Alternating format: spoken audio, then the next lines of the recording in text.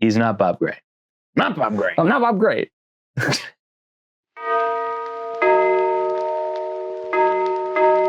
Welcome back to the Killer Media Podcast, your home for all things horror, entertainment, and movie reviews. As always, I am Tim. That is Nick.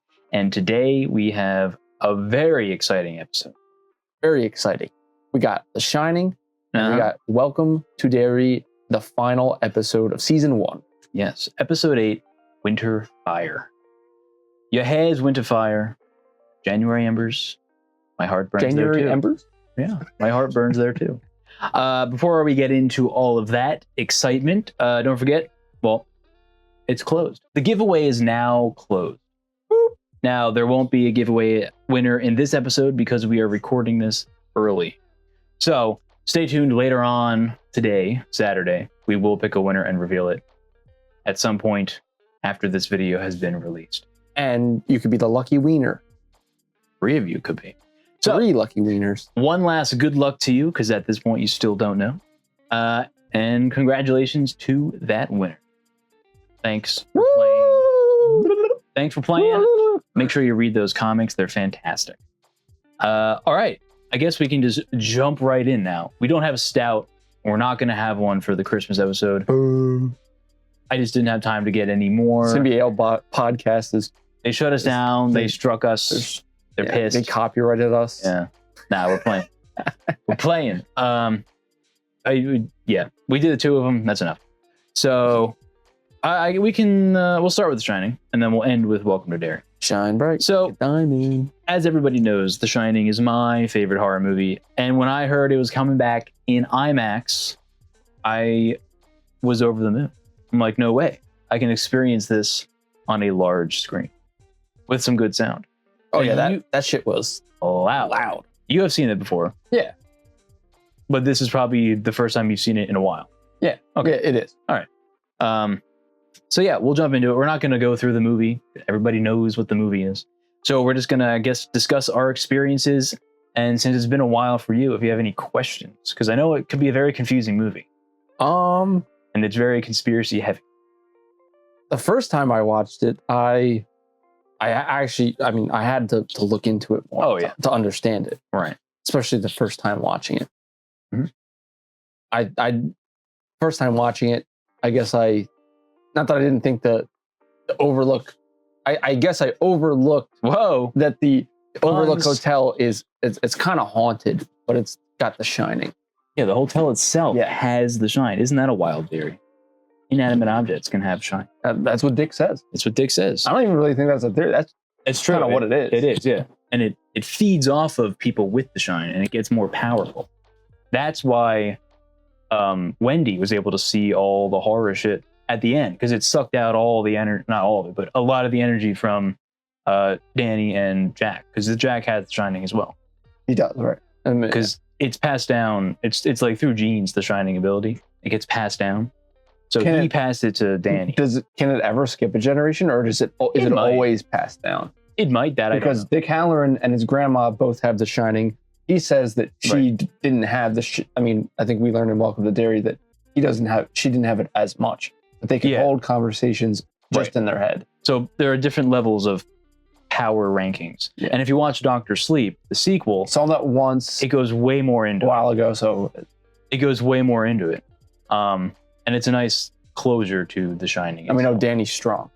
Oh yeah, he's pretty strong, but not the strongest. I forgot her name, but is it Abra? Yes, I think she's one of the strongest. Yeah, she's pretty the Hat, strong. The villain, Rose the Hat. Yeah. So I think that's a perfect sequel. A lot of people are like, I think it's beautiful. I gotta watch it again. It's great. When you watch them back to back, it's like, whoa. Because fun fact, Tony is just older Danny talking to him through the shine.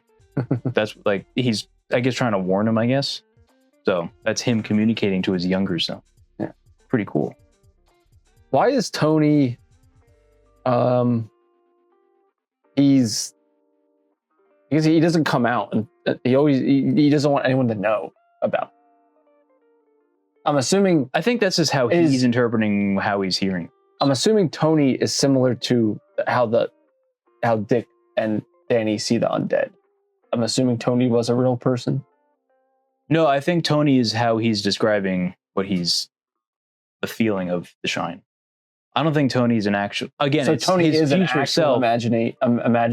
imaginary friend. Right, because they never show Tony, but we find out later that it's his older self. So maybe he is seeing like visions of an older self. But I think when that movie was made, I think it's his explanation of just what he's feeling. He doesn't know how to describe what he's seeing or how he's hearing things. But I think he just thinks it's imaginary friend. But there's nobody actually there, I don't think. I guess each person with the shining kind of has their way of coping. Right. And of course, he doesn't want to. It's a big thing in Dr. Sleep. Don't tell anybody. You know, obviously because the villains in that movie. Yeah. Because they can sense far away. And the more you do shine, the more the evil spirits become like awoken. So, yeah. Like it's a way to like shut it down. The Callan had it. Yeah. He had it down. But I mean, this film, we've talked about it before, but it's like masterfully shot. Like Kubrick is actually like a genius. Yeah, I saw Full Metal Jacket. I like that movie a lot. It's been a while since I watched that too. I need to watch that one again. I do like the way he's shot a couple of his movies. I mean, the whole movie is like claustrophobic. Like the hotel is in closed spaces. And a lot of the shots, like there's super close-ups of people, of like portrait shots, and it just like encloses the space. And it kind of, I guess you're thinking to yourself, like you feel kind of claustrophobic. The hotel walls are very narrow. Yeah. Like it's all very closed in to give you that sense of claustrophobia and isolation in a way. So like it conveys it's a huge hotel, but the narrow walls just make it so claustrophobic. And to build off the hauntedness of it, there's way too many theories out there, and everybody believes their own, and that's fine, obviously. But basically, like the hotel makes no sense. The architecture, because when they went into the office for the interview, the window, that makes no sense. There's no window there because in that room is a hallway. It's that office either is that in the center or of it's the just hotel. An oversight on set production. Impossible. Kubrick would not let. He's a mastermind of detail. That would not fly. Like there's a lot of instances, to where it's no mistake. In some scenes, like when Jack's at the typewriter, and it's when he tells her to fuck off.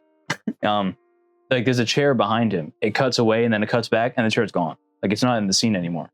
And there's also the same thing with the bear rug. There's like a bear. Now, has Stanley ever addressed this? I know No, he likes everything to be a mystery. Like he purposely does this to make people think and theorize all this stuff. But at the same time, it could be. It certainly could be. But it happens way too many times for it to be an accident. Like it's done to a degree to where it seems like it's intentional. I mean, and it's gotten people to talk all these years. Yeah. Like it's and I do know Stephen King actually does not like this version. No, because it's not really faithful to the book in a way. In the book, Jack Torrance is a normal guy who slowly goes down the deep end. So in this, he's an alcoholic. Now he's been sober 3 years. Well, he's 5 months. It was 5 months. Okay. He's always an alcoholic in the book, but he was like kind of a normal guy. Like right off the bat, you could tell Jack Nicholson, his version was this off from the start. You can tell he's this weird. Oh yeah, the way he talks, it sounds so fake. Right. Like it's this awkward. And like the whole movie, like one comment on one of our videos was he doesn't like the acting because it all feels like it's just bad. Like nobody would talk like this, but I think that was done purposely to give you the sense of, well, something just feels off. Like it's not normal. Like it creates that sense of just eeriness and this is not right. And I think, say what you want and that's fine. Would we look at this and go, the acting's like phenomenal based on the line delivery? Probably not. No. But like the physical facial expressions of like Jack is insane. Yeah. I think, and the way he is what this movie is. I feel like if there was any other actor who played Jack Torrance in this, I don't think it would have done as well as it has, and it probably wouldn't have blown up in this popularity. Right. I wouldn't think so. I mean, he carried this movie hard. But I mean, it's just the thing that makes the movie so so iconic is just the amount of detail that's put in. Like I told you about that documentary. When you get a chance, like give that a watch. Like they go crazy in depth. Like the way he lines up shots and the fadeaways. There's like two theories that this film is based off of, like the Holocaust and I think like the Native American genocides. Like the whole blood coming out of the elevators is like all the massacring of the Indians. They fought for the land. Right. So it's all like their blood, like the past that the white people spilled, and that's coming out of the elevator. I mean, their mistake for choosing the Native American burial ground. Yeah. Like what a odd place to build a hotel. Never goes wrong when you do that. Never goes wrong. Clearly. And clearly it's haunted. Like it is. It's bringing these spirits to life. So the part that always trips everybody up is the ending. And he just freezes? No, like why is he in that photo from 1921? Oh, you know. I mean, Grady How did makes you perceive that? I mean, I know the line where Grady says that he's always been the caretaker. Right. But how do you make sense of that? Like if you watch that, you're probably like, what? About it. I was trying to think about it. I kind of I'm assuming there's theories. There's way too many. And everybody stands on their own hill. I mean, the Overlook Hotel exists in all times, but I kind of don't know. It's insane. So like, I haven't done as much research and in-depth analysis on every single thing compared to you, since this is your favorite film. So you've already probably watched this movie. How many times have you watched this movie? Probably not as much as you think, because it's not a movie you can just rewatch, you know? But it's probably like, I don't know, 10 or 12. Like, it's not a movie you can just put on every day. Like, it's heavy. So you have to be in the mood to watch it. But it's just so masterfully done. But the popular theories are, and Kubrick kind of hinted at it, but he didn't give a definite answer, that it's basically his soul is just entrapped in the hotel. Oh, okay. And it's a reincarnation every generation. Whoever comes back, it's always him. Does it always replace that front person, I would assume? That we don't know. But Grady's in the... Or are we seeing that everybody in that photo has just... That's one of their souls in that It could have been. Because it claimed their soul, so now they're added to that photo forever. Yeah. Could have been. And maybe Jack... I think he ended the cycle, I think. Based on what we know from Dr. Sleep, because it shuts down. So, and he lost. He died. So... I think he might have ended that cycle, which maybe is why he's in the forefront of the photo, or they just did that to make it obvious that he's in the photo. Yeah. That I don't know. But it's either reincarnation of the same soul that he's trapped, or he's basically just absorbed into the hotel. Like once he enters it, like it kind of just takes the essence of him, and then he's just always been there. Because time does not exist. Maybe he was always in that photo. Well, yeah, I guess that's the theory. We never see it, so we don't know. We don't see it until the end. Right. Because again, there's lines of, I felt like I've been here before. Like, yeah. You know deja vu, but this is insane. Yeah. Like he's like seeing all this. And again, that could be The Shine, because you can kind of see the future with The Shine. Yeah. So that's how I perceived it at the beginning. When I watched it, I think this is my third time watching this. Okay. So when he said that, I think it clicked on me when I'm like, okay, I'm pretty sure he's got The Shining. And I'm not going to lie, the Welcome to Derry show really helped out with this, because they really explain how The Shine works there, like a lot more. So I'm connecting all these dots now. So it kind of helps me go to that theory that maybe it could have been his shine. But then again, it doesn't explain why he's in the photo, because he's always been there. And that line always trips everybody up. Those are some of the biggest theories. He's just absorbed in the hotel that it claimed his soul, so it added him to the photo. Or he's just always been there as his soul from whenever the first incarnation of him was there. And every generation, it always draws him back because he's reincarnated. Looking the same, I guess. You know, it's crazy. It is. That's a lot. And then some people out there just say the whole movie is just a haunted house, and you're thinking way too deep into it. It could be. We don't know. It could be. There's theories that because Danny's wearing the Apollo 11 jacket, and the room 237 in the book it's 217. So he changed it. What's the reason? There's a real reason, but people think it's because he helped stage the moon landing, that he helped filmed it. Oh, because the moon is apparently 237 million miles away. Like it's that number. It's a lot of like Illuminati numbers line up thing. Like it's people go insane with this movie. It's actually a lot of crazy. Conspiracy theorists, right? And there's also, I don't know if you were able to notice, but it happens a lot. Again, like this is no accident. Jack Nicholson will just look directly at the camera for like half a second. I've noticed a couple seconds. I think I noticed it the most.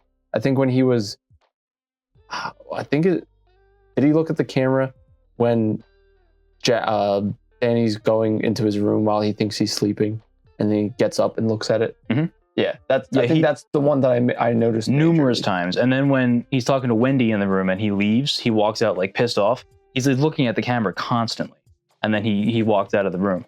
And like, it's like, why would you do that? Yeah. Like again, this was done purposely because if a director will see that, because that ruins immersion, obviously. Yeah. So a director's gonna go do that again, but don't look at the camera. But he does it every so often, and it's for like a single frame. Like he'll just look and then look away. So it's like he knows something. He's looking into our souls. Well, there's a lot of shots of Danny on his tricycle, and it's always from behind, kind of like someone's always looking at. Like they're always someone's always around. Right. So it could be the hotel itself that he's looking at. Yeah, I was gonna mention that it could be the camera is the hotel, like a physical spirit of the hotel, let's say. Yeah. And he can see it because it's taken him over, and he's kind of looking at it like, what are you? What are you? Maybe not in that sense that he actually sees something, but maybe just feels the presence. Right. It so could he looks in that general direction. But it's like, it's creepy. It's like, this is the way he looks creepy. I mean, Jack Nicholson as a human just looks creepy. Like he has that look that is psychotic. Yeah. And like every now and then he'll just glance, and it's just off-putting.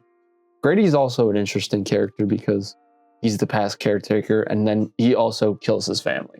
Right. Predominantly, is his wife the one who's in the bathtub, or is that just some random woman? I think that's a random woman. There's a whole theory about that. Well, that might be his wife. Yeah, we don't see his wife, so that might be. And he's got the twins. That was kind of insinuated. That was kind of hinted at that she drowned herself, but Grady killed his wife. I think he stabbed her. Yeah, but she was in the bathtub, so it kind of looked like she drowned herself. Oh. Maybe, because the corpse was just floating. But maybe he hit her in there. That I don't know. Yeah. But there's a whole theory that room 237, like, is a sex room. Oh. Like, there's a whole theory that this movie is all based on sexual abuse, and Jack sexually abused Danny. Again, that's a whole rabbit hole. And a lot of stuff makes sense, but it's wild. Like, I mean, I guess I would have to read into that. Yeah. But from what I got, it was mostly just physical abuse of like hitting and dislocating or breaking his arm. Right. Always being an alcoholic, and obviously being drunk. You're not gonna do smart stuff. Yeah. So I'm not gonna get into that, but New Rock Stars, you know, that YouTube channel, they have a whole thing going into that and all of the theories. They go into depth. You can put the dots together. It does make sense. But I don't know if there's enough physical evidence to prove that, but it's pretty compelling when you hear like the theories on it. Yeah. If anything, if there is, it's subtle. Yeah. It's more just the physical abuse. Right. And like child abuse. Oh, it's just crazy. Like another reason why or how the set like changes every so often with, again, the window being there, the chair disappearing. The typewriter changes from a light gray tone to a dark gray tone, like in one shot to another. Like it changes color. Why?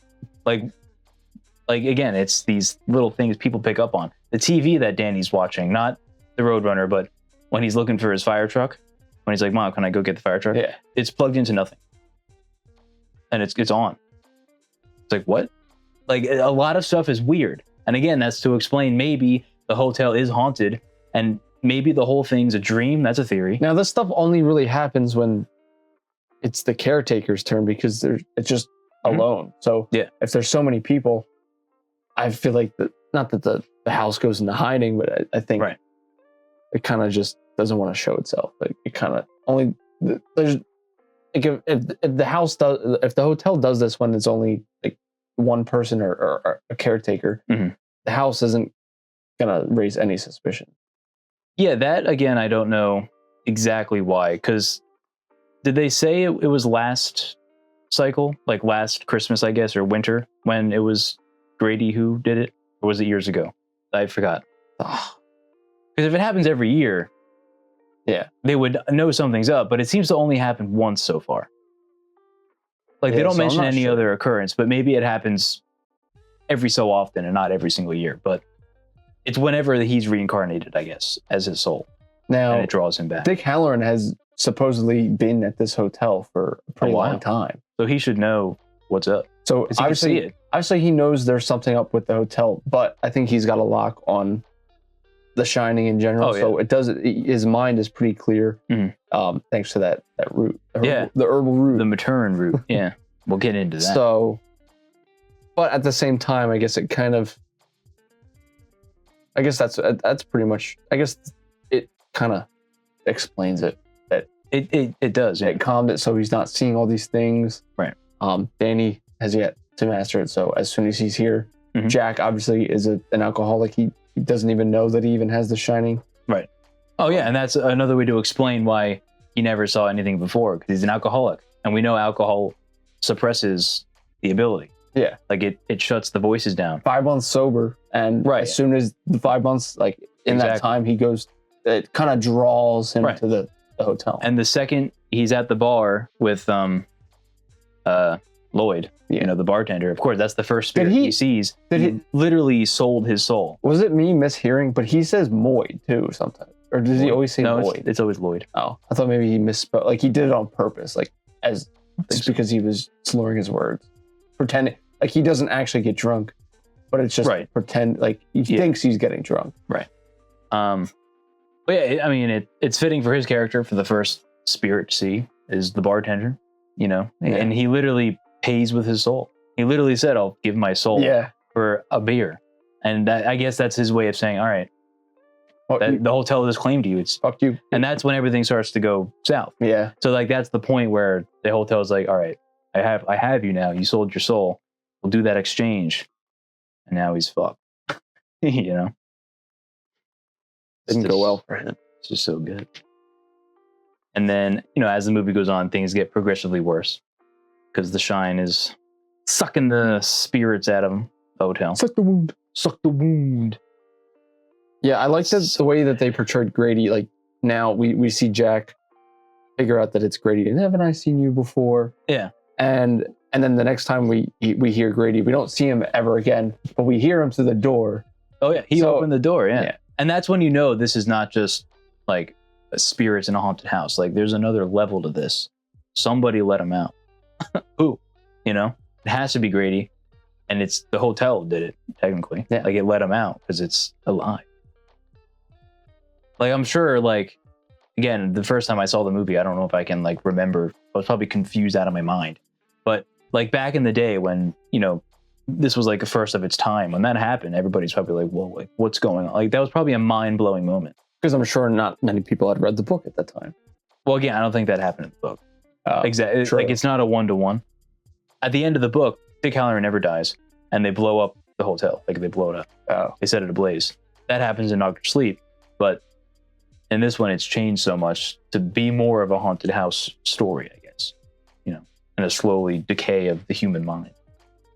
I think Stanley likes to do that. I think he just likes to have it more open-minded and Oh yeah, kinda- definitely. Yeah. Like I'm sure right now, like he's probably just like, this is just a haunted house film. Like I don't know why you're making such a big deal out of it. Like I can totally see him doing that just to fuck with people, because and I mean it worked. Like the way he does everything purposely. Like he does, and then that's why he's one of the greats.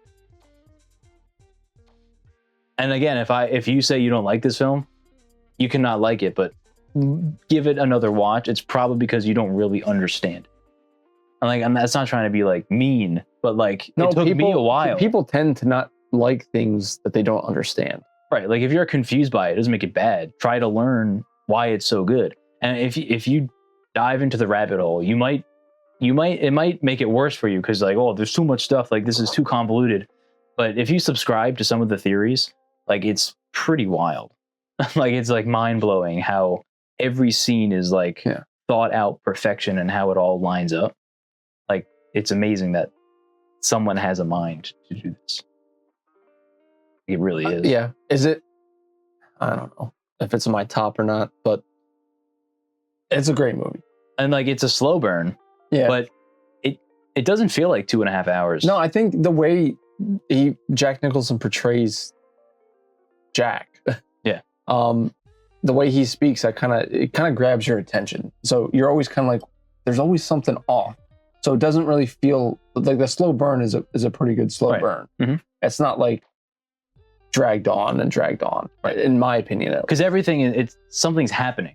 Like there's no scene that's just there for nothing. Like something integral, I guess, happens. I would assume a good director will make every scene intentional, every scene, and make sure that it's always driving the plot. So you're always learning something, whether it's small or big, right, or average. Even it's average. Even in the beginning with the interview, his green tie is literally the maze.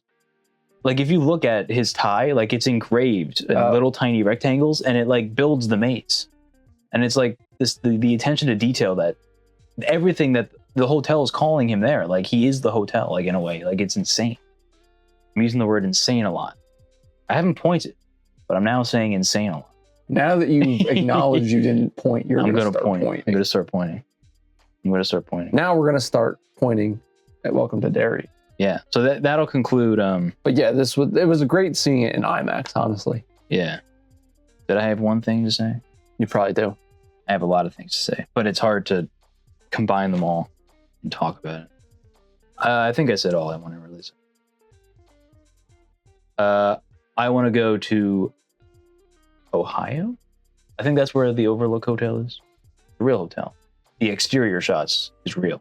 Yeah. I want to go. I don't think it's Ohio. Should we try? Yeah, is it worth it?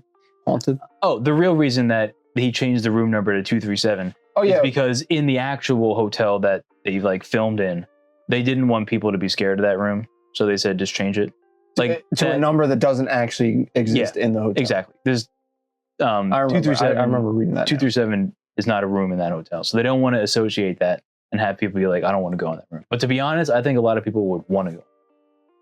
Nowadays, I think people have the opposite mindset of, I want to go in. So was it filmed inside the hotel or no? Some of the scenes were filmed in a hotel. Well, the exterior shots. The exterior shot was a whole real hotel. Yeah.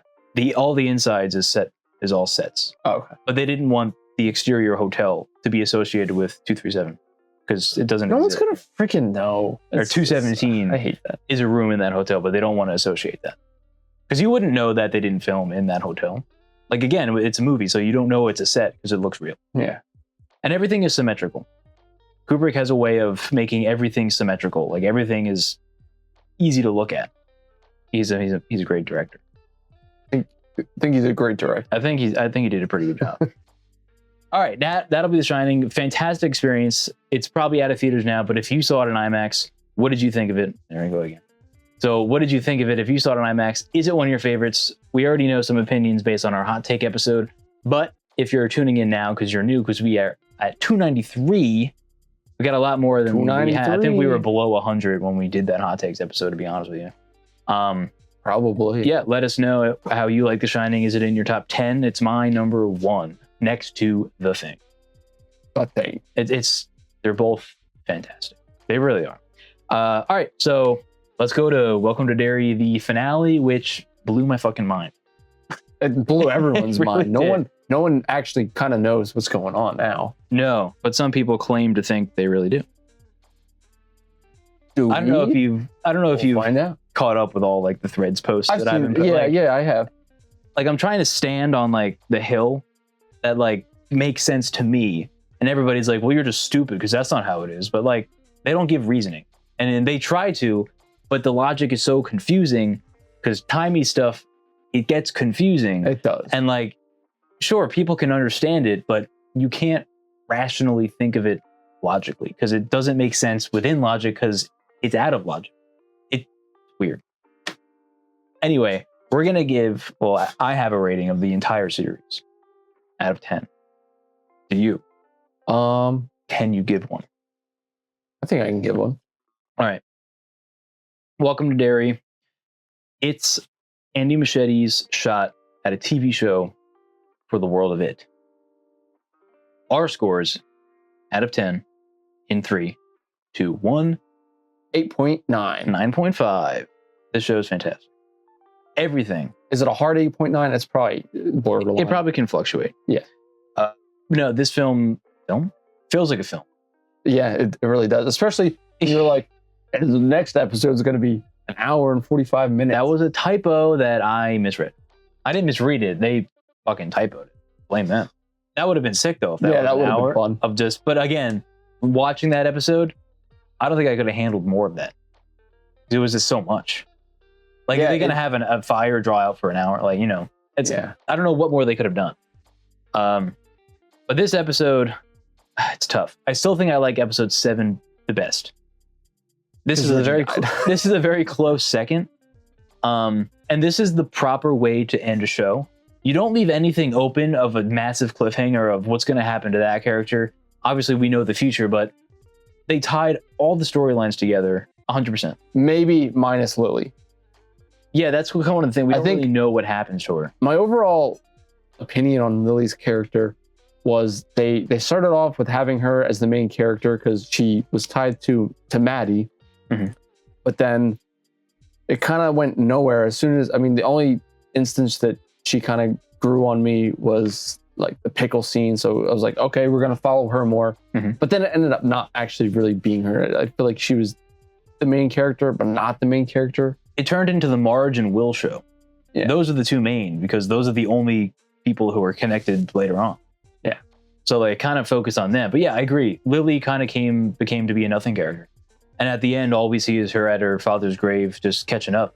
And then that's basically it. And I know it was the shard that was causing her to be so... Yeah, he called that. Such a bitch. But I was like, come on. It was just pissing me off. I understand it was the shard, but she was already kind of a little bit annoying. But it made her more annoying, especially Ronnie always being Lily Bainbridge. Yeah, using her full name was like kind of weird. She always did it too, like every time. But yeah, so we can quickly, I guess, go through the episode. So we start off with the cold open of, oh my God, like right when it started, the fog was rolling in and I'm like, all right, we're going right into it. I thought that was going to be like at the end, but no, that's literally the whole episode. No, we can't see. We're going right in. And did you catch the baby carriage just on its own flying down the street? I'm like, oh my God, like brutal. Like I guess the parent is just gone or ran away, and the baby carriage of a crying, screaming baby just whips past. We'll never know. It's probably best if we don't know. Just whips past the store. I'm like, oh my God. Like, again. It reminded me of The Mist. Right. But funny enough, there's no tie-in to that at all. I know. But like, because everybody's like, oh, it's just like The Mist. Like, literally, this happens in the Mist movie. This is obviously different because it's like a winter storm. Yeah. But and someone asked him in an interview, and he's like, yeah, sorry to disappoint you, but there's no connection. There's no tie-in. It just happened to be that way because this was his way of physically showing the fear that's across the whole town now. And you can say the power level on Pennywise at this point. Oh, he's free.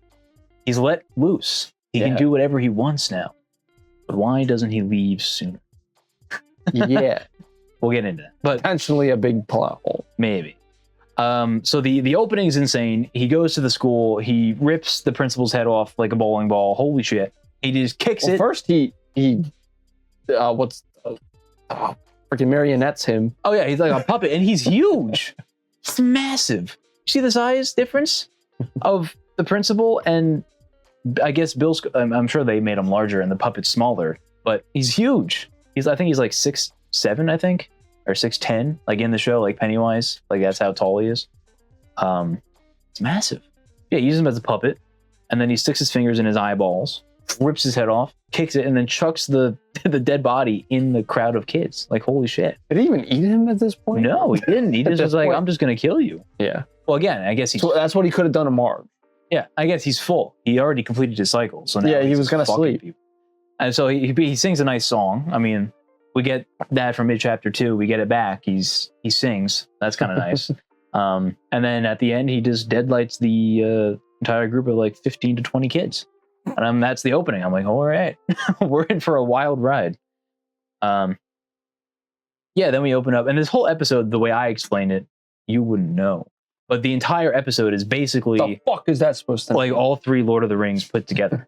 Like it's a Lord of the Rings style thing. You know, we have like I get Frodo and Sam, and then there's one other person, but they're trying to take this object, which could be the ring, to the tree or the Mount Doom, and do like the whole thing is basically that. Plus, it turns you evil basically, and it just wants to go home. The ring doesn't want to go to the lava; it wants to go the other way. So it was like a nice little reference there that I hope a lot more people picked up.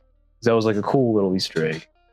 I wouldn't know. And it was a whole like mission to travel there. So yeah, very Lord of the Rings-esque, which I enjoyed. Of course you did. I did. Because that's the best fucking nerd. It's the best trilogy ever made. It is.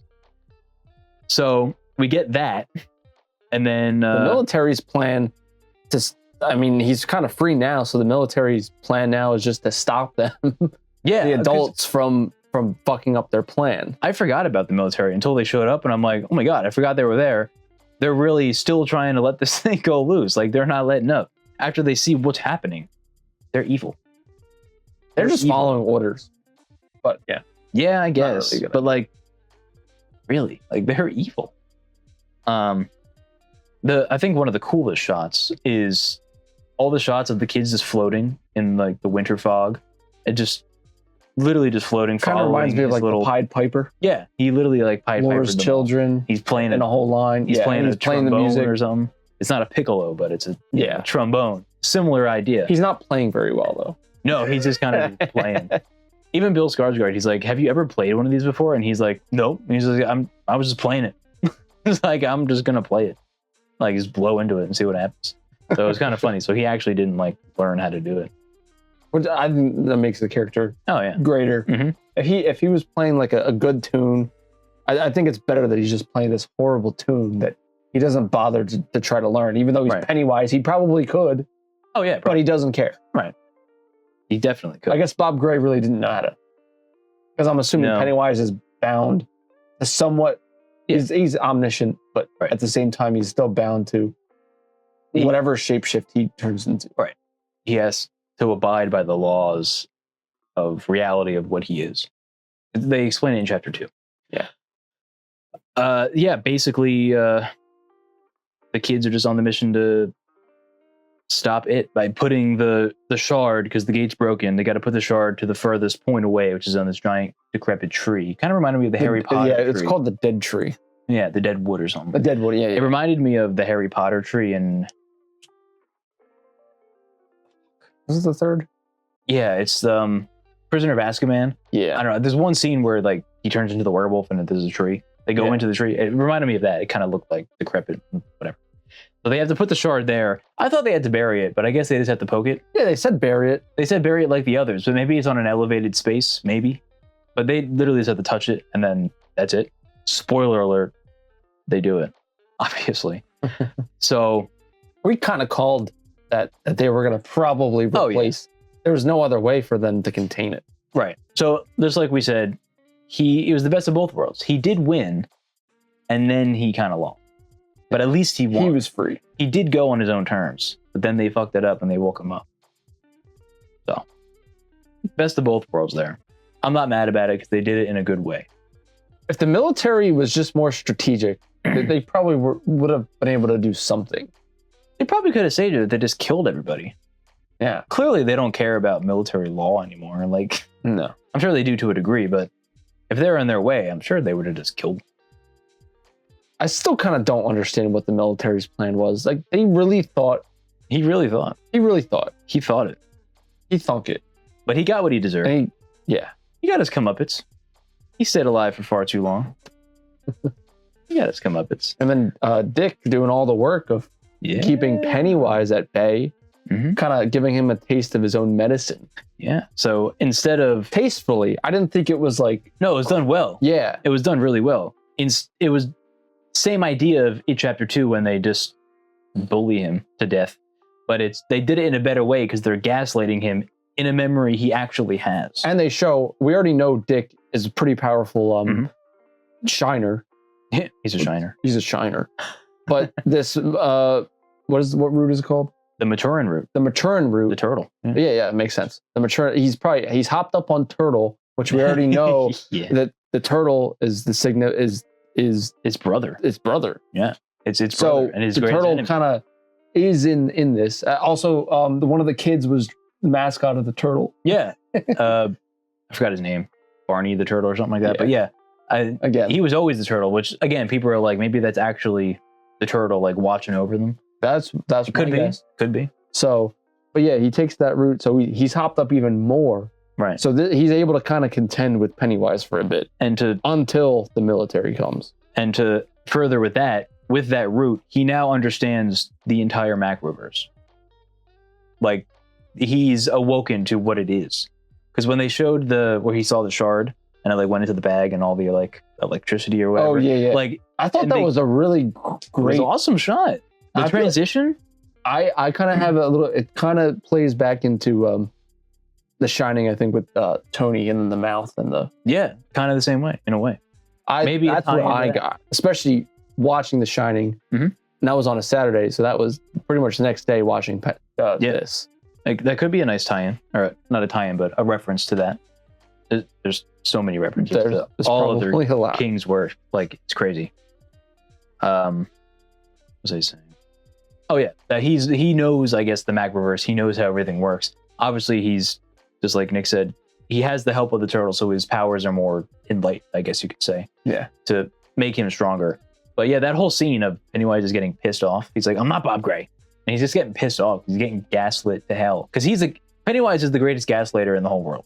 Yeah, like he's a crazy gaslighter. And it wasn't like for a second he really thought he was Bob Gray. I think he was just more like getting annoyed. He's like, He's like, what the fuck is happening? I am not Bob Gray. Yeah, he's like, where am I? Like, he doesn't know what's happening.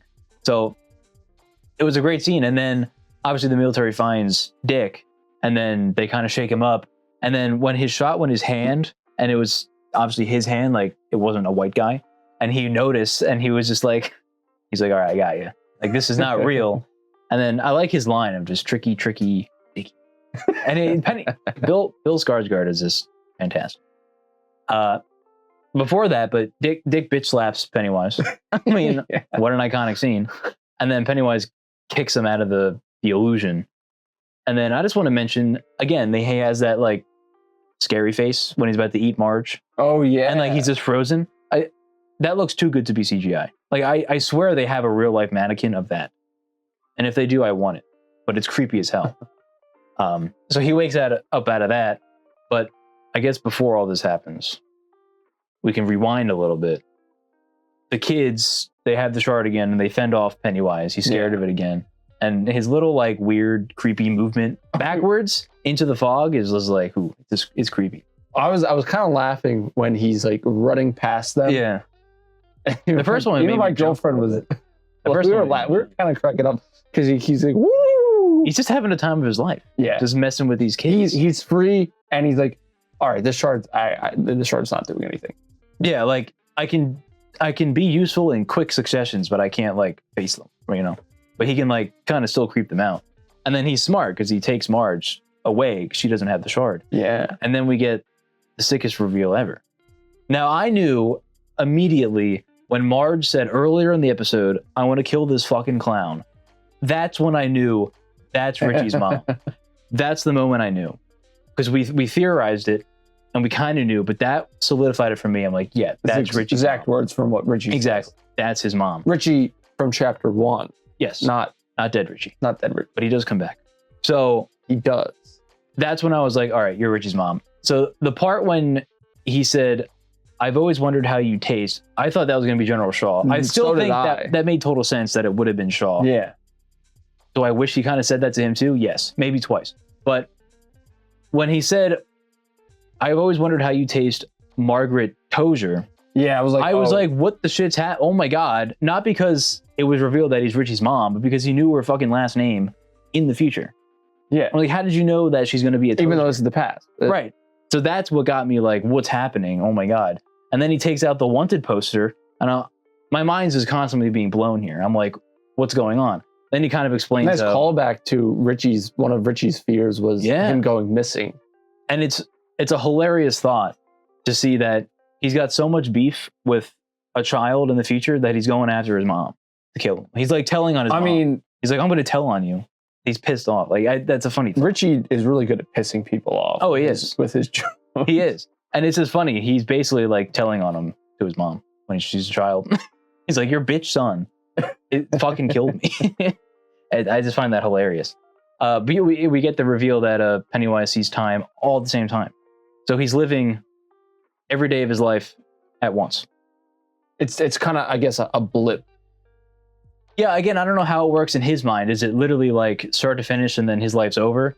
Obviously, we perceive it normally, but to him, when he's fighting the losers, he's also fighting it in chapter 2 and all of these timelines at the same exact time. So it's got to be very confusing for him. He doesn't know what the hell's going on. And like he said, because he's trapped in one space, not in space, not in his own dimension. Time works differently here. Derry. Right. Time works differently here than it does to him. So it's like extra confusing. So again, my biggest issue was, well, why doesn't he knows how to kill them? Or he knows how he dies. If he knows that knowledge, why isn't he just offing them immediately? Yeah. Don't play with your food. Just fix it now and kill them. Again, his fate's written in stone because it already happened to him. So unfortunately, I don't think he can do anything to stop it. Because everything happened at one time. If this was happening linearly and he knew and he was time traveling, sure.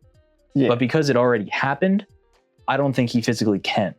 And if he can, who knows? But also, it has to be very confusing for him to know who is who exactly until he kind of puts the pieces together. Then he was like, all right, you're actually Richie's mom. Now I can kill you. It's too late. You can kind of piece it that way. But that was my biggest issue of why doesn't he just fix it?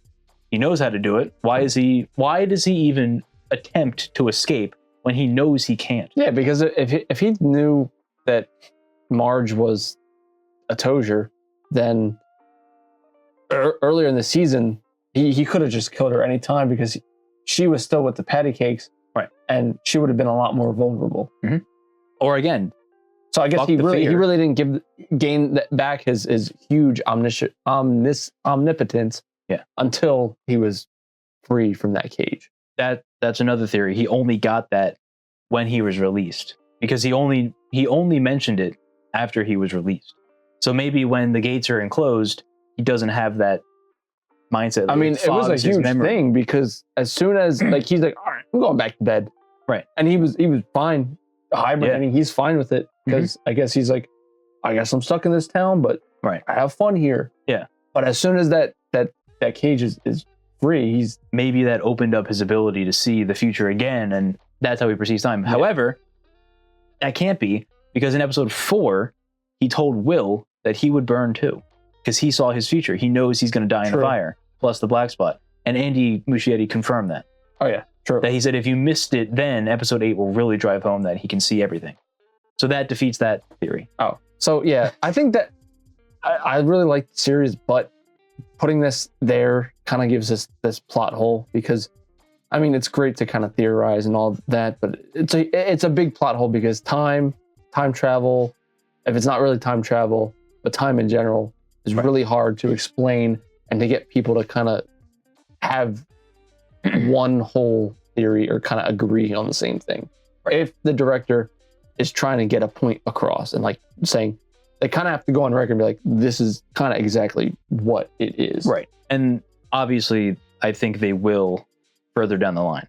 We'll get a clear answer of what's happening, why he can't just alter it like that. I'm sure there's a legit reason that they don't want to spoil yet, which he kind of hinted at. He said they're going to explain it more, but now we have a sense of where the future seasons will go. And it's clearly going to be him and the other timelines trying to exterminate the bloodlines between the losers.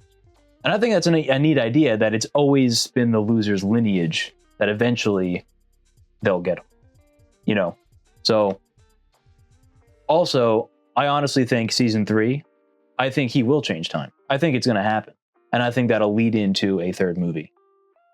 Potentially. With the same cast from It Chapter 1. But older. But they'll be a little bit older.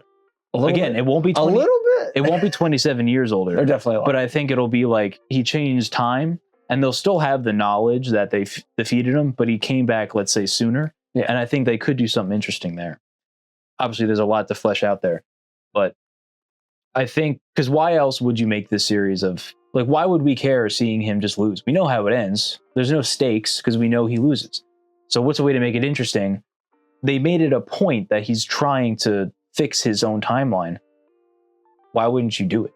I think that's where they're leading to, that he will exterminate If they do somebody. a third chapter, then I'm going to have to assume the stakes are going to be higher. They're going to have to kill a lot more of the Losers Club. If they want him to win. Because again, if you're doing all this to have him lose again, that's dumb. But see, it's crazy because also they could be creating a Stephen King universe, like the Marvel universe, because all his books connect. Yeah. So to have this be like the crux of it and have Pennywise be the main villain, that this will spawn a whole like multiverse in a way, like TV show or movie franchise, that would be huge. Bring the Dark Tower in, because that's like the crux of Stephen King's book. That's like where you go to inner dimensions. Bring that in. You can bring, I forgot what book it is. Was it Dreamcatchers or the Tommyknockers? It's one of those. Tommyknockers, it is mentioned. Right. And it is also mentioned in Dreamcatchers. There's a plaque that dedicated to the Losers Club in Derry, and it's spray painted Pennywise lives. Again, I don't think they ever killed Pennywise. They just killed his physical form. But the entity still exists. You can't kill energy. Like, it's impossible. Yeah. So I think that I lost my train. Oh, and the Dreamcatchers, it's crazy. And again, when Stephen King wrote it, it's probably just reference. But I think, correct me what book it is, but the main villain, his name is Mr. Gray, Bob Gray.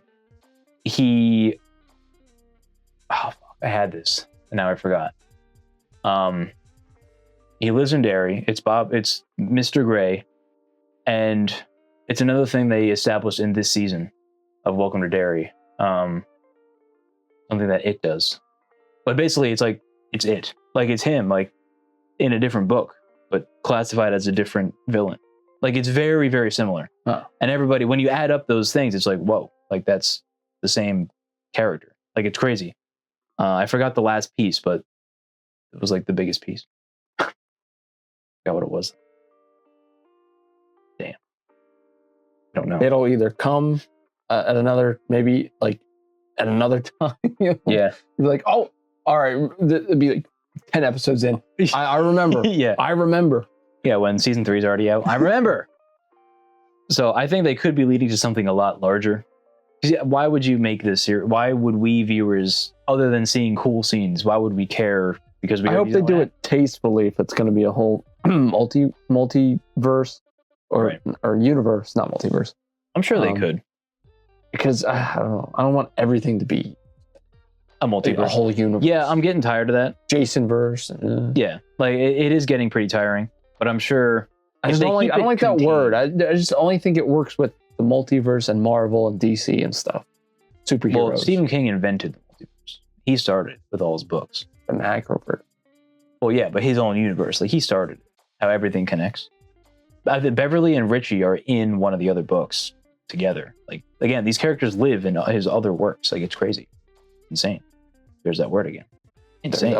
There's that word again. Insane in the membrane. Insane in the brain. So we know. So I guess that's the crux of. Oh, we get Pennywise as a giant fucking bat, like a pterodactyl. That's insane. I hope we see more of that in like season 2. And Richie comes back. Yeah, we kind of briefly said it, but the boy Rich. But it was such a great way. It really was. The fucking finger. Yeah, and he's just running and the slide. Yeah. It was so, and that's something that Richie would do, but but he's not his son in the future, but it's not Richie. Oh, Richie told you. Yeah. Yeah. He's not. That's something Richie would do. But it's something, so it's just kind of like, oh. Yeah. So Marge and Richie were kind of meant for each other. Yeah. But unfortunately, Richie's demise. And we get a nice Dick Halloran telling his parents, and he got a funeral. Yeah. You know who didn't get a funeral? Eddie. Eddie never got a funeral. But Richie gets it. That's fine. Yeah, it's whatever. It's funny because it was a fake account, like a fan account, of him playing as Bill Hader, Richie, in the future. Like, it was his profile picture, and he that was his comment. Like, he reposted that funeral. He's like, you know who didn't get a funeral? Eddie, because like they were like secretly like gay. Well, Richie was to Eddie, but so he was like, he never got a funeral. I don't know. That scene is sad in chapter 2. It's been a while since I watched. I think I only watched chapter 2 once. It's pretty good. It's not great, but it's good. Yeah, I watched a recent video, just kind of preparing for Welcome to Derry. Just a little bit of refresher. Yeah. So Richie comes back to save the day because you need all the losers, all of them to drive the shard down. The face on Pennywise when he came through was like, what? Yeah. He's like, wait, what? Shout out to the Native American dead woman. Yeah, the chief. Yeah. She saved the day.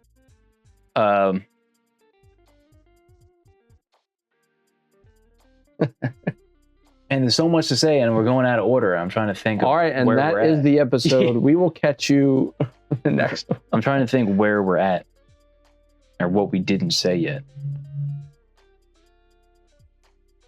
Let's get to, I guess, the end where it ties everything together to chapter 1. Well, yeah, Marge. They did it in a great way. But they think that they're going to go. That what if he goes back in time, or what if he goes back to try to kill their lineage? Right. So clearly, that's where season 2 is going to go. Obviously. Back in time. And we get where Leroy stays in the farm, and he's... But what made them stay, though? It was just a thought of... Mom. No, but like, she wanted to get the fuck out of there. I know. It was her idea to leave, and then she was like, you know what? Nah, let's stay. Obviously, they have to. And when I was actually watching chapter 1, Mike actually does say that his grandfather says that there is an entity. So he said that he thinks this town's cursed, right? No, he says that in the beginning, and then Mike himself says that his grandfather says that there's an actual entity. Oh, does he? I forget exactly word for word, but I'm like, okay, I guess that does tie in that now that Leroy does know that there's an entity. That's why he's on the outskirts. He can't reach. Yeah, because they are not in Derry. Because the Native Americans are not in Derry. So like, and there's a whole thing of people fighting again of, obviously, why doesn't Marge tell Richie what's going on? People say, well, she knows he defeats it, so don't even mess with it. Just ignore it because he knows they win. Or because everybody in Derry will forget because they're still drinking his essence and they do kind of forget. But when you leave, you forget to a greater degree and faster. Does Mike ever forget in chapter 2? No. Because he stays in Derry. But he's probably doing something to constantly remind himself. Maybe he writes in a journal every day to keep himself reminded. Yeah, maybe. That's a way to explain it. But that was my thing right away. Well, Mike remembered. Well, Leroy, I would assume, remembers, though. So I don't know. I think it's you leave Derry, you forget. It's both, but it's a greater degree when you leave and quicker. Because at the end of the book, again, it's different, but at the end of the book, Bill and Mike stay, and over time, they forget who each other are. They don't remember. So Pennywise's curse is still there, even though they defeated it, but they slowly forget. So the town is just a mess. Like, it's crazy. And we actually, our theories that we thought Ronnie was going to die did not come to fruition. And then because she didn't die, I was like, well, she's Mike's mom. Nope. She leaves. Maybe she comes back later. Maybe. Who knows? Because she was eating the lollipops, red and yellow balloon. That was a nice little touch. Notice that. So yeah, Ronnie has an ending. Will has an ending because they stay. We have Richie's dead. And I think, that leaves Lily? And she just is at her father's grave, and then that's the last we see of her. Like, she doesn't have an ending of, this is what she did. I guess she just lives a happy life, or maybe she got out of town. Yeah, there's no definitive closure what happened to her character. Margie gets the funeral with Richie and says her goodbyes at the funeral. Dick gets his. He's going to the Overlook Hotel. Yeah, that was a hilarious. He's like, how much trouble can a hotel be? It's like, Leroy and what's her name? They stay. Well, they were about to move, but then they stay. Right. So Lily, honestly, really, like, maybe they're opening up Lily to have an even bigger thing. Like her lineage back then, we'll find out what happened to her. People think she's Patrick Hockstetter's mom, which again, there's no like tie into that. I don't see myself. Everybody thought it was Bev's mom. It's not. Different name. Hey, Bev. Unless she changed her name later and we don't know yet. Shout out Maybe. to Bev's fucking rewatching chapter 1. Bev's She's fucking creepy as Bev's fucking dad is fucking creepy. He is. He played that so well. Oh, God, I always kind of worry for actors who get into roles like that. Like Bill Skarsgård? Bill Skarsgård. I don't know. Jack Nicholson scared the hell out of whatever her name was. Yeah. She had like legit trauma. But like, just imagine like pretending to be Bev's father, like the actor, and being in this role. It's just, I would feel like disgusted while doing this. Because it's like sexually abusive, like the way it's disgusting. But yeah, to say that to a little child, like an actual child, like is I'm hoping, I'm assuming they have like coordinators. Oh, I'm sure they do. Just to make sure everyone's okay. Right. But yeah, I was like, he played pretty good. He played the role pretty good. A little too well. He played it a little too well. The line was... the line was, "You're still my daughter, right?" Not, "Hey, Bevy, you're still my little girl." Like, and when Pennywise turns into him, and he turns his head. The head. You always bring that up, like that was creepy. Yeah, like you mentioned that like every time. Like it's just so quick, and it's just his face. Yeah, it's great. Yeah. So we have Ingrid Kirsch. She just lives her life in Juniper Hill, the asylum, because I guess she is messed up. She's fucked Forget the deadlights. She's messed up in general. So she lives there still thinking that, or she wishes her dad was still alive. She now knows that it's not, but she has the memory because she's painting their arms touching, Mm-hmm. And then we get blood-curdling screams. She goes to check it out, and boom. We get a cameo. Beverly Marsh herself, Sophia Lillis, has made an appearance. And I'm sure what made it easier for her to come back is that she's working with HBO. Tim Robinson with HBO. I'm sure it was like, "Hey, you're on set. Hop over here for a second." Oh, they filmed this 4 years ago. Surprisingly, really? The show took 4 years to make, mainly because of the writer's strike. Oh, and if you notice during like the first 2 episodes, then after that, the kids age like a year. Like it's pretty jarring. Like when Maddie comes back, he looks like he's like 3 years older. Oh, from episode 1. I got like that time jump. I didn't notice it at first until someone pointed it out. And even Will, like, you can tell his voice is like a little bit lower. Oh, you know, and he looks a little bit older. I think I did notice that. I was like, right, because they did the best they could, obviously, and they couldn't do anything. But, and again, no big deal. So yeah, Bev Marsh, and now it makes sense in chapter 2 why Pennywise showed older Bev, Mrs. Kirsch, at her old house, because she experienced her right before that cycle began in chapter 1. So that kind of makes sense. A few months before chapter 1 begins, Bev's mom killed herself.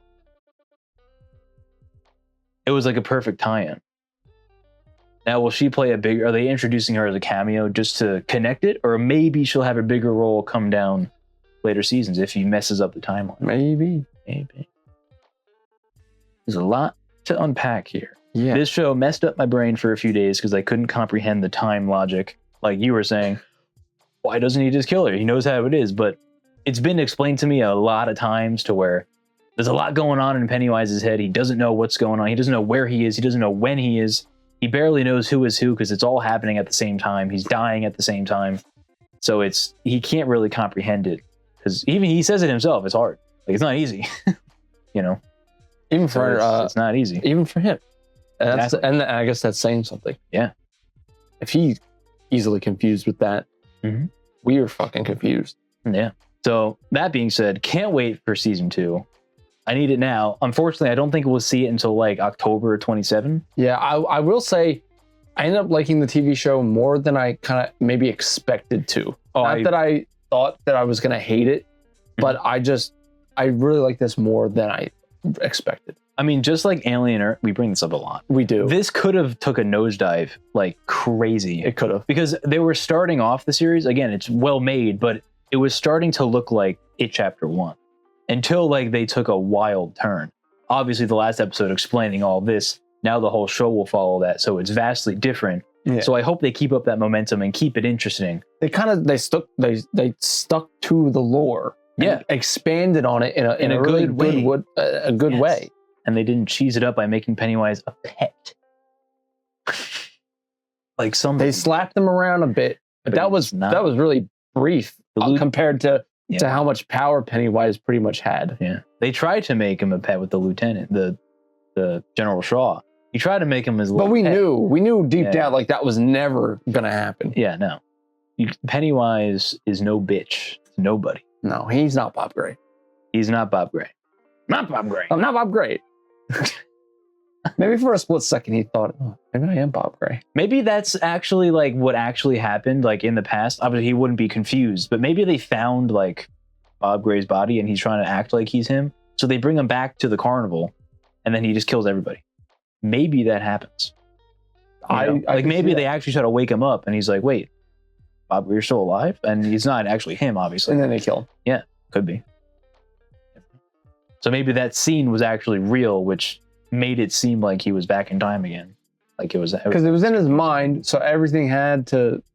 Because he saw that in his past, Dick Halloran. Like he like, I don't know. It's confusing. Yeah. You tell us how it is. Tell us. The scene when they closed the gate and you saw all the beams shoot up, that was awesome. I mean, that was really cool to see. I really think also, if they don't mess with the timelines and he doesn't course correct, I really think they're going to bring in some more cosmic elements as we go on. They're like really showing the turtle now, like really are. And now they're showing the gates and the beams. So I think they're going to more cosmic elements, and maybe season 3 will end if they do, like if he does alter time, maybe he has a literal battle with Turin and like they fight it out. And then he loses. I don't know how to see that though. Like it'll be hard. It'll be hard to comprehend. It will be, because seeing a giant space turtle is just be goofy as hell. So I'm sure there's a good way to do it, or just tie more of those cosmic elements in. They're really ramping up. I think keeping it grounded, but still keeping those cosmic stuff in the background is better. I don't want to see a giant turtle. It's just hard to. It would be hard, but yeah, I'm sure they can find a good way to. Or maybe that would be a chapter 3. It would be a cosmic battle the whole time. It'd be King Kong versus Godzilla. Pew, pew, pew, pew. Yeah. So who knows? But yeah, that's Welcome to Derry. Fantastic show. Truly blew my expectations away. Being a major It fan, people think it destroys the lore, like he's not following the book because it's all brand new. But I think he expanded it in a very respectful way, in a way that makes sense. Because it is mentioned in the book that he doesn't experience time very linear, albeit it's like a single line of dialogue. But he took that and he ran with it. And so far, it's a great idea, and we'll see if it'll pay off. Cotton. See if it pays off, Cotton. Yeah, I love this show. It's fantastic. This is the best show of the year, and I think it's better than Chapter 2. But not Chapter 1. That movie's a gem. I mean, I love Chapter 2 because of Bill Hader. He's hilarious. So was Finn Wolfhard in Chapter 1. He was good. Oh, he's the best. Him and Eddie are the best characters in that film. Eddie just doesn't shut up about fucking medicine. Yeah. Like, it's gazebos. Gazebo. It's so good. That movie's in my top 10. In Chapter 1. Yeah, I think you had that down. It's just that good. But I think that's it, unless there's anything else we're missing. I don't think there is. I think we got most of it. I think we got most of it. There's always more to talk about, especially even off season when there's no season 2. Daniel dies. Daniel got shot in the neck. Yeah. I'm like, I thought more people were gonna die, to be honest. I thought Ronnie was gonna die. I thought Charlotte was gonna die. I didn't think Hank was gonna get his happy ending. I thought somehow it was going to get cleared up and he was going to get blamed for everything still. Because in every major event, somebody gets blamed. Henry Bowers got banged. He got blamed for killing all the kids in Chapter 1. Yeah. So I thought they were really going to show the depravity of Derry and how like really evil it is. But again, they defeated Pennywise. He's gone, so everything is normal again. But, and he is dead. Yeah, I kind of would have liked a little bit more of some really bad endings for some people. Right. And that's the cynical part in me. Yeah. I love the ending. I think it tied everything nicely. It was done very heroically in a good way where it makes you go like, yeah, okay, he lost. I'm upset that Pennywise lost because Pennywise. Bill Skarsgård as Pennywise is just, he's phenomenal. Needs an Emmy. He needs an award. He really does. It's amazing what he can do with this. That's why he's still in this character. He's like, all right, gotta get this Emmy. I know. Then I get. He needs the recognition. And then I put it down. Then he puts it down. He needs the recognition. So I don't think any of the seasons have been greenlit yet, but I can guarantee you they will. And it has been announced, I think 2 days ago, that this is coming to physical media. Big surprise. Well, that depends. If Andy Muschietti is like, all right, turtle and a clown fight. Yeah. And the executives are like, no. But he's like, no, hear me out. Let me cook. Hear me out. Look at the ratings that we just turtle? It's like King Kong. Yeah. Turtle? It's like Godzilla and Gamera. Because Gamera is like a turtle thing. One of the monsters in the Godzilla universe, whatever. But yeah, this will be released in 4K on physical media in a steelbook. Unfortunately, the steelbook sold out in like a couple hours. They're gone. Greenlit. That's why it's greenlit. Yeah, people. Right. I'm sure they're going to restock them if you want a steelbook. It's a nice looking steelbook. You even commented on it yourself. I did. So please buy it. Support physical media. Show the world that you still want it. It's fantastic. The show is going to look phenomenal, fantastic in 4K. Proper 4K. It's going to look insane. It's going to look insane. It's going to look insane. So do yourself a favor and buy that. And Cheesy Crust. Yeah. Yeah. I think that's going to be it for this episode. And Cheesy Crust. Yeah. Stay tuned. Christmas is right around the corner. We got 1 week to go. Next episode is the Christmas episode. The set will be wildly different. So be ready for that. We're going to exchange some gifts in about 5 minutes because we're recording both of these in one day. Yeah. But you won't know the difference. Because we fucking can. Yeah. And we will. So stay tuned for that. Thanks for always joining in on Saturday. We appreciate you watching. Make sure you're subbed on all of our social media or following, whatever the term is. We're at 293 right now. We want to get that to 300 by the new year. So help us out. Tell your friends. And we'll see you. I believe we really can. I think we can. It's going up and it'll be much appreciated. Yeah. So we love it. So until then, we'll see you at Christmas or right after Christmas. And yeah, see you next week. Keep clowning.